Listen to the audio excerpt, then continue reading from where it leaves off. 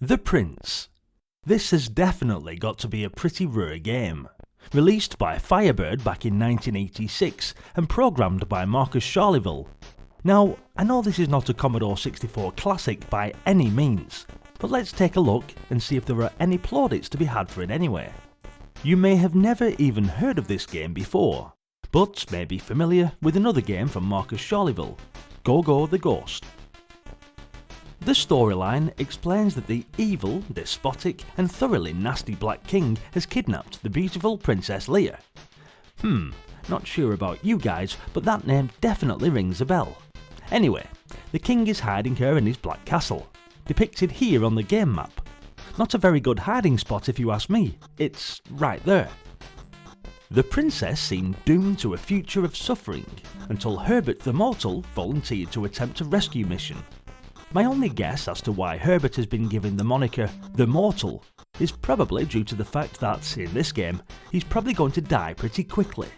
Oh, and he will, for this is a very tough game indeed. Your only chance of success is to find the parts to a mysterious machine. Yeah, this thing here. The difficulty in finding these parts is that the essential pieces are spread throughout the land in various underground complexes, many of which you locate completely at random, whilst out exploring the large map. More on that later. You must find all of these pieces whilst out on your travels, and assemble them in the yellow castle here. A rescue is, however, not sufficient for the Princess Leia's hand in marriage, and you must also collect jewels and gold to provide for your future. So let me get this straight. You need to wander around the forest and wilderness, traipse through loads of mountains which make your character slow to a crawling pace, find all the pieces to a mysterious machine, gather loads of cash, and rescue the princess. And only if you turn up loaded, she'll probably marry you. Sounds like Herbert the Mortal should be called Herbert the Pushover. He hasn't even met this princess either yet, I presume, so he's screwed if she's ugly. Ah, okay, here she is now in the Black Castle. Trying to figure out if it was worth all that walking at 0.01 miles per hour to get there now. Whilst wandering around the map, you can press fire to display territory covered, as you definitely don't want to have to walk through those mountain ranges again if you don't have to, that's for sure. You literally walk at a snail's pace, so it's good to know where you've been and where you've yet to explore. If ambushed on your travels, you can hold down the fire button to use a fireball, which is then manually controlled with your joystick, but will cease to work if you run out of power. To recharge, simply return the fireball to your character, but good luck with that, as it has a mind of its own and a lot of the time gets stuck in the rocks. If this happens, you simply have to wait for the power to deplete so that you gain control of your character again, if you've not already been killed in the process. At the bottom of the screen you will see your tiredness meter, and if this is depleted you actually have to sleep for a little while by pressing the control key. Yes, when you're tired you press control to rest. Energy can also be replenished in the Pink Castle. The noise in the background can be pretty hideous, but pretty much in general there's lots of hideous noises that you'll have to feast your ears on. The biggest problem with this game is you move so slowly on the overworld map, and then you move extremely slowly with these random ambush encounters too, which can happen quite often if you walk off the main track, depicted as a black squiggly line connecting the castles, but not the black one, as we realised earlier.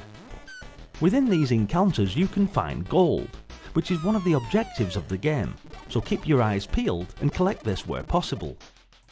The Pink Castle shows you how much gold you've collected, but the main thing you can do here is check your status and also replenish your health or strength, as it says there, and if you jump up this flight of stairs you get the option to eat. This kicks off a very elaborate process of collecting some of your gold and serves you what appears to be some chicken on a plate, a sort of KFC vending machine. It's finger licking good! When you locate one of the dungeons, it's a platforming style screen, and you've got to navigate the prince to find the machine parts. It's a pretty typical platforming design, where you can walk left and right and can also crouch down, even though I don't really know what the purpose of crouching is. apart from watching your little sprite do the splits. You can also jump by pushing up, and you use this action to move from room to room trying to find the missing pieces. Oh boy, those sound effects. Sometimes there are some enemies to dispatch of, and some extremely annoying plants which will continue growing back and block your path. I don't think you can kill them, but you can wear them down by hitting them with the fireball attack, which works similar to the ambush encounters. There are various obstacles here like spikes, but none of them actually hurt you, they just get in your way and slow you down. Graphically, this has some similarities with Go-Go the Ghost in terms of the colour scheme and the layout of the screen, with the status bar at the bottom. Oh, and also the shocking in-game sounds. Admittedly, it's just a really infuriating game. It took me ages to find a dungeon, and then as soon as I get into it, I've usually pretty much been killed off straight away.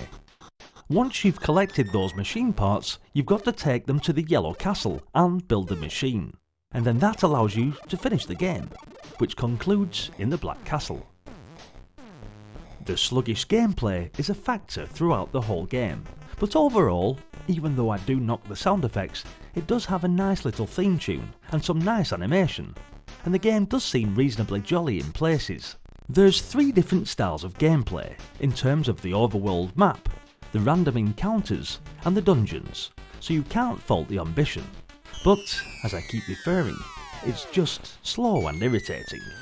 The sound effects can be really annoying, and the movement across the map and within the random encounters in particular is excruciatingly slow. Also, it's a bit buggy as well in places, and there's loads of glitchy things that occur, like the fact you'll no doubt get stuck in the dungeons and you can't get out, unless you reload the game completely. Or, in my case, just turn it off. But I'm sure there will be some out there that enjoy playing this game, and maybe you're one of them. Let me know in the comments section. Thanks for watching, guys. Not one of the best Commodore 64 games in the world, but even so, if you could hit the like button to let me know you've come this far, that'd be much appreciated.